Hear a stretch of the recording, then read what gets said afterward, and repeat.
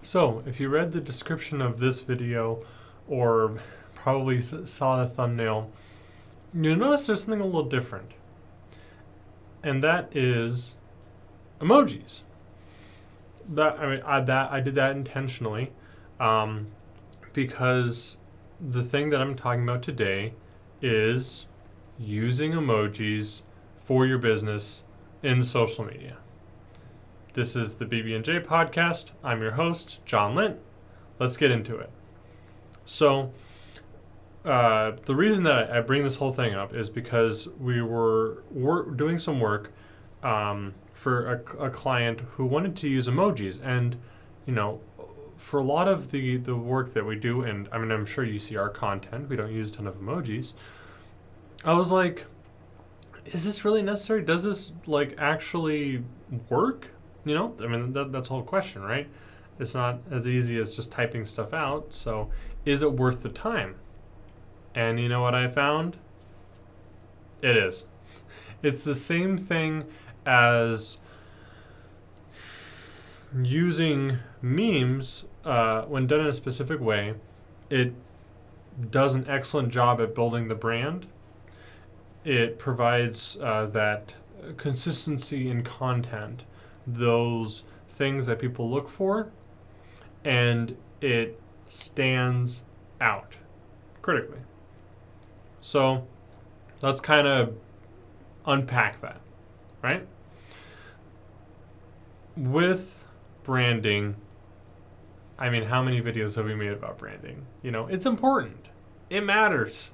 Establishing your brand online makes a difference because when people see you on social media, they should know that is you. That is your brand.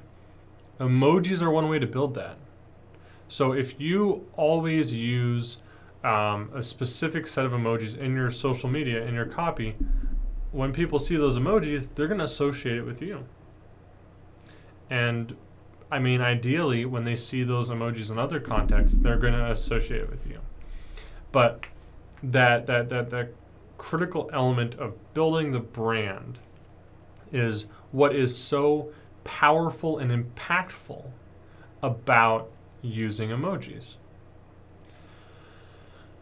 There's an issue I think people have noticed for a while, especially with short form text content. The classic texting, compared to calling someone. The biggest criticism was the loss of nuance, loss of context, right? Because if I say, if I'm like, oh, hey, how are you doing? And you're like, oh, I'm fine. And then you do a little smiley face emoji, then I know you're actually good. And if you're like, oh, I'm fine, and then you have a sad emoji, I know that you're not, right? You're saying the same thing, but the emoji is conveying emotion within the context that it's existing, right? This is all about cultural context.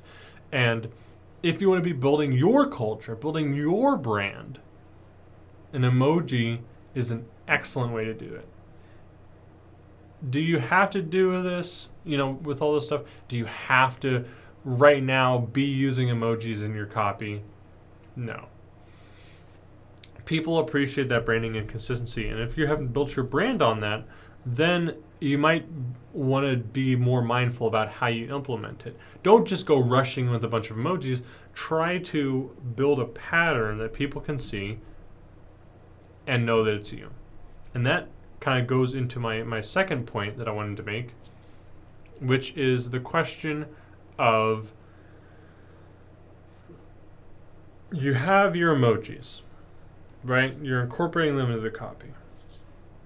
How do you use them? How do you employ them to create consistency? That's the thing. Consistency is a major part of branding, but it's a major part of people engaging with your content. I talk about memes because that's kind of the same wheelhouse of what this subject. we put out memes every Friday. So people know to go to our Facebook page or our Instagram, and they will see a hopefully entertaining, um, business meme, sometimes marketing related, but regardless, when you include emojis in a consistent manner, you drastically increase how effective they are. So if you're a realtor, if you include that house emoji, that's a great example of consistency. You know, for us, if we're kind of workshopping our own brand, I mean, including little, what is it called? The little chemistry set would be good because it's the digital app, right?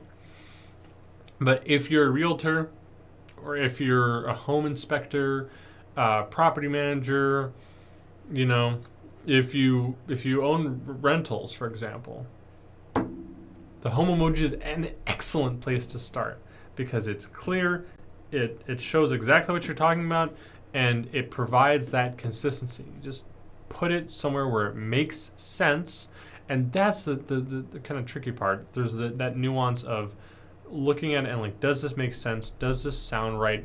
Does the context of this emoji make sense? So I want to temper this because you might be seeing this and be like, oh, I guess I need to start using emojis. I will temper this with a word of caution. You don't want to be throwing around emojis willy-nilly.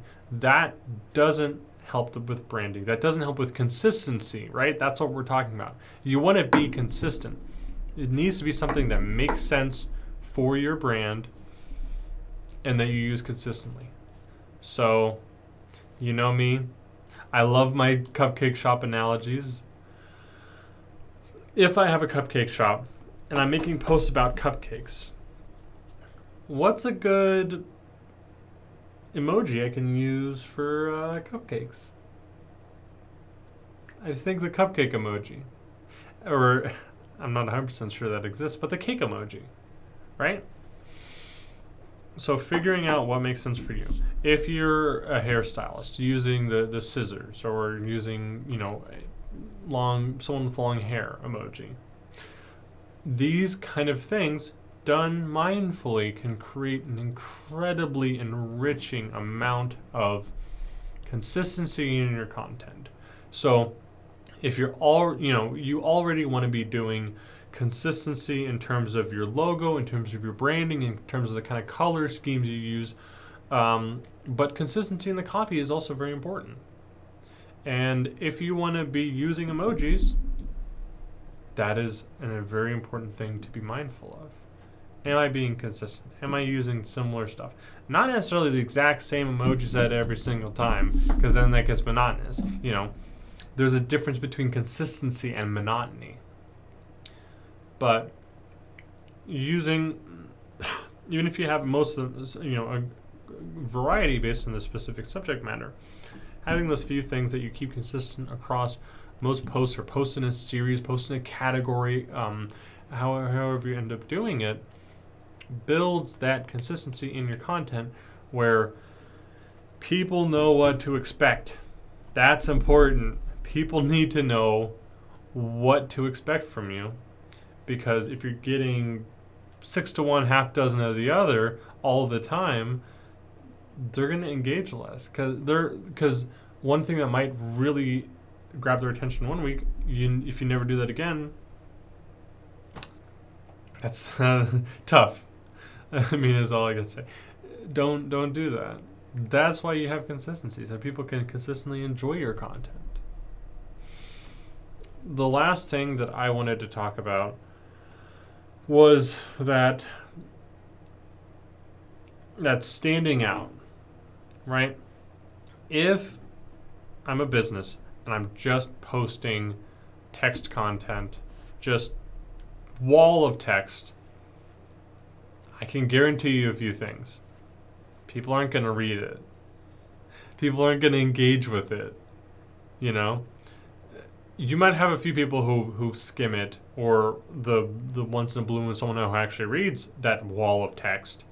But especially if you don't have a way to like draw them in, provide those visual cues to give them context, to give them, I mean, that's the biggest thing online, right? Giving context to content. Emojis can accomplish that. If it's something lighthearted and fun, using lighthearted and fun emojis really help with that. I mean, and it's not something that necessarily you learn overnight. My personal experience was, I was seeing on the TikTok platform, people were using emojis, and the content that used emojis did the best. All consistently outperformed just text content. And I kind of started looking around, and I noticed that on Twitter, and I noticed that on Facebook, and I noticed that on Instagram. It is a consistent increase of engagement because it provides those visual aids of context. If it's a happy and upbeat emoji, it creates a happy and upbeat environment and mood for your content. So using those emojis to make your content stand out is incredibly invaluable. That context will make it stand out. People will see it, and it'll give them a guide to flowing through your through your copy. And now that wall of text turns into these snippets of super valuable information broken up by emojis that provide some context, highlight the theme of those little nuggets of wisdom. And you will have more, I promise you will have more people reading your content. You'll have more people engaging with your content if you do it mindfully and with some caution, I will recognize. So, to reiterate, if you're ready to produce emojis for your content as a business, the biggest thing is, you'll be focus on how it builds your brand. How can you leverage emojis to build your brand? The second thing is using emojis to build consistency in content, right? Using those same emojis across time is going to build consistency, not repetitiveness, consistency. The third thing is making content that stands out, making content that's eye-catching. Emojis are more similar to the kind of stuff that people will see from their friends and family. And those emojis provide context to your content. They provide visual aids, visual guides to what you're making. So obviously don't rush into this, but now you have some resources, and if it's something that you feel comfortable implementing, you know where to start, right? On that note, I'd like to thank you so much for listening and or watching, listening for our, the audio people, the real podcasters. I really do appreciate it. I always enjoy showing up in your feeds, regardless of whether or not it's YouTube or Facebook or Instagram, Anchor, Spotify. Isn't the modern world so lovely? But with that, I'd like to bid you adieu, and I will see you next week.